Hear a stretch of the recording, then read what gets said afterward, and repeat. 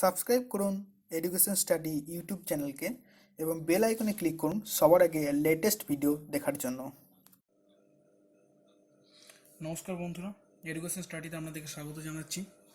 আজকে আমরা প্রিপোজিশন নিয়ে ডিসকাশন করব, কারণ প্রিপোজিশন ইংরেজি গ্রামারের একটা ইম্পর্টেন্ট পার্ট।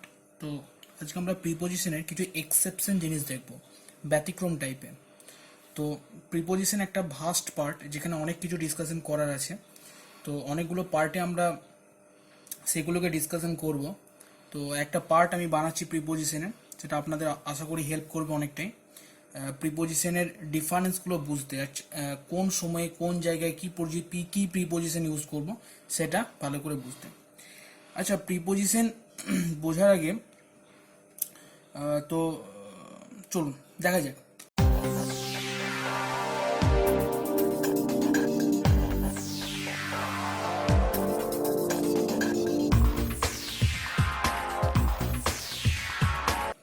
তো আপনারা শুনে থাকবেন যে কিছু প্রিপোজিশন আছে যেগুলো আমাদেরকে খুব সমস্যায় ভোগায়, যেমন অন টাইম, ইন টাইম,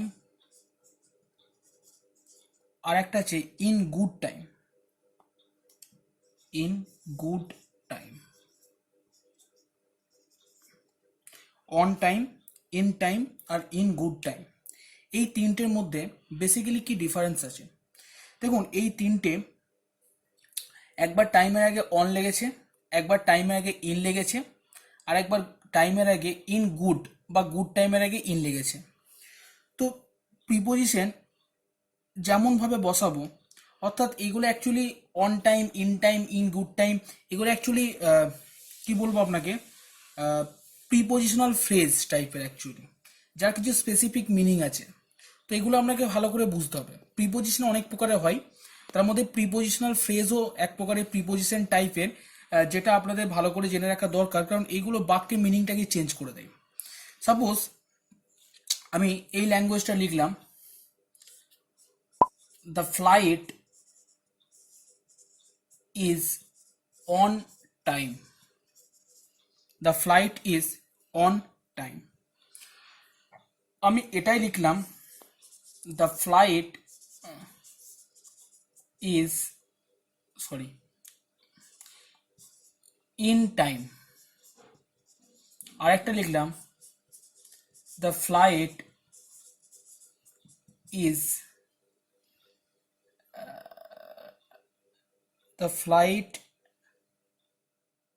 এটা ঠিক এরকম লিখবো না, the flight arrived at the airport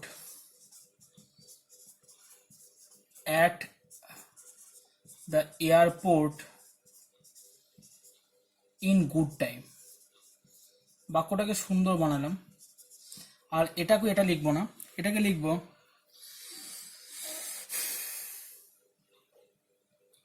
ঠিক আছে, এটাই থাকুক, the flight is in time.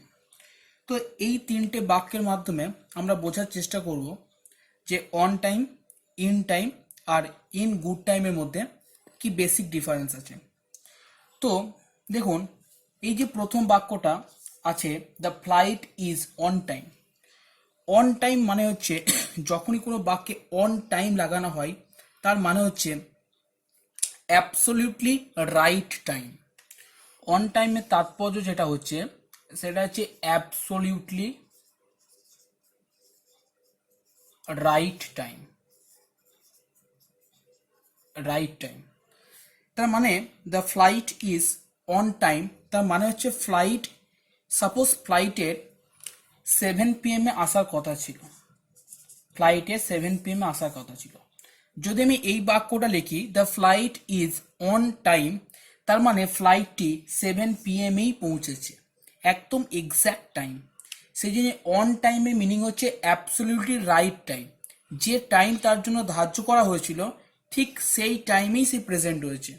তাই the flight is on time meaning the flight is at absolutely right time. যে টাইমে পৌঁছানো দরকার সেই টাইমেই পৌঁছেছে। কিন্তু পরের বাক্যটা দেখুন, the flight is in time. In time মানে হচ্ছে ধরুন ফ্লাইটটার 7 PM পৌঁছানোর কথা ছিল, ফ্লাইটটা পৌঁছেছে 7:05 PM। তার মানে হচ্ছে ইন টাইম মিনস হচ্ছে, দেখুন কোনো জিনিস 7টায় আসার কথা ছিল, এসেছে 7টা 5-এ, তো সেটাকে আমরা লেট বলতে পারি না, আমরা বলতে পারি একদম লেট বলা যায় না।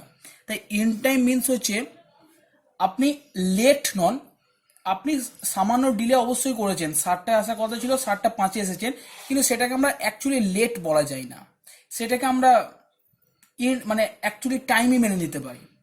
তাই দেখুন অন টাইম যখন লিখবেন সেখানে একদম অ্যাবসলিউট টাইম, অর্থাৎ 7টা PM আসার কথা ছিল ফ্লাইটটার, 7টা PM এসেছে, এটা হচ্ছে অন টাইম। ইন টাইম মানে হচ্ছে 7টা PM আসার কথা ছিল, 7টা PM তো আসেনি, হয় 7টা 1 PM এসছে, কি 7টা 2 PM এসছে, কি 7টা 3 PM এসছে, কিন্তু একদম এক্স্যাক্ট টাইমে কিন্তু প্রেজেন্ট হতে পারেনি। তাহলে আশা করি অন টাইম আর ইন টাইমের মধ্যে ডিফারেন্স বুঝে গেলেন। আর একটা যেটা লিখেছি, the flight arrived at the airport in good time. In good time মানে ধরুন ফ্লাইটে পৌঁছানোর কথা ছিল 7টা 5-এ, সে পৌঁছালো 7টা 15-তে। দেখুন লেট তো হলো, কিন্তু এই যে টাইমটাই পৌঁছালো, এটা কমফোর্টেবল মার্জিন বলা হয়, কমফোর্টেবল মার্জিন, অর্থাৎ 15 মিনিট আমরা সর্বদাকে এটাকে লিমিটের মধ্যে রাখতে পারি। যেমন ধরুন যে কোনো জিনিস যদি করতে যাওয়া হয়, সাপোজ ধরুন আপনি যদি কোনো বিজনেস করতে যান, তো আপনি প্রফিট ধরে রাখলেন যে আপনি সাপোজ 1,000 টাকা হবে, তো আপনি এক্স্যাক্ট তো ধরতে পারেন না, আপনি ধরতে পারেন সাপোজ আমার 1,100 টাকা হতে পারে, বা লস হয়ে গেলে 900 টাকা হতে পারে সাপোজ, তার মানে 100 টাকার কম বেশি। তার মানে আপনার যদি 900 টাকা প্রফিট হয় তাহলেও আপনি কিছু মনে করবেন না, বা 1,100 টাকা প্রফিট হলো আপনি কিছু মনে করবেন না, কারণ আপনি ধরে গেছিলেন 100 কম বেশি, তো এটাকে বলা হয় কমফোর্টেবল মার্জিন। তেমনি ইন গুড টাইম মানে হচ্ছে আপনি যে টাইমে পৌঁছেছেন সেই টাইমটা মেনে নেওয়া যায়, এরকম নয় যে একদমই মানা যায় না। হ্যাঁ, আপনি যদি 7টা PM আসার কথা ছিল ফ্লাইট, সেটা যদি পৌঁছায় 7টা 30 PM, তো সেটা অবশ্যই লেট, তো সেটা না তো অন টাইম, না তো ইন টাইম, আর না তো ইন গুড টাইম। তাহলে অন টাইম মিনস হচ্ছে অ্যাবসলিউটলি রাইট টাইম, যে টাইম আসার কথা ছিল ঠিক সেই টাইমই পৌঁছেছে। ইন টাইম মানে হচ্ছে যে সামান্য সামান্য ডিলে, যেমন বললাম 7টা PM পৌঁছানোর কথা ছিল, সে পৌঁছেছে 7টা 1 PM, বা 7টা 2 PM, বা 7টা 3 PM, বা 5 PM পর্যন্ত। আর ইন গুড টাইম মানে হচ্ছে কমফোর্টেবল মার্জিনে আছে, অর্থাৎ এরপরে তাকে কিন্তু চেঞ্জ মানে তাকে সে কমফোর্টেবল মার্জিনে মানে মেনে নেওয়া যায়, যে টাইমটা সে দেখাচ্ছে সেই টাইমটা কিন্তু মেনে নেওয়া যায়। তো এটা গেল difference between on time, in time আর ইন গুড টাইম। তো নেক্সট আমরা আর দুটো প্রিপোজিশনের ডিফারেন্স দেখব।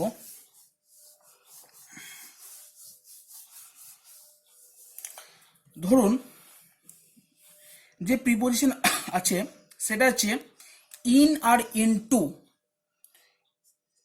ইন আর ইন টু এই দুটো প্রিপোজিশনের মধ্যে কি ডিফারেন্স, এর ইউজটা কোন জায়গায় আমরা ভালো করে দেখব। দেখুন ইন কখন ইউজ হয়, আমি এরকম বললাম, he is shopping,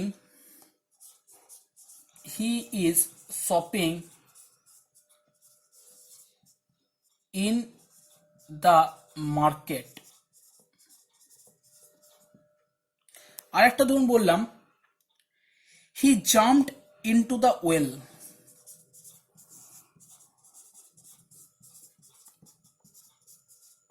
into the well, well মানে কুয়ো, হি জাম্পড ইনটু দ্য ওয়েল। তো দেখুন ইন আর ইনটুর মধ্যে কি পার্থক্য। দেখুন আমরা জানি যে ইন বেসিক্যালি কোন কোন জায়গায় বসে। অ্যাকচুয়ালি ইন কোনো বিগার প্লেসকে বোঝাতে, কোনো বড় জায়গাকে বোঝাতে ইন আমরা ব্যবহার করে থাকি। যেমন সাপোজ ধরুন যে কলকাতায় বাস করে সে এরকম বলে থাকে আই লিভ ইন কলকাতা, তো একটা বড় জায়গাকে বোঝাতে আমরা ইন ব্যবহার করি।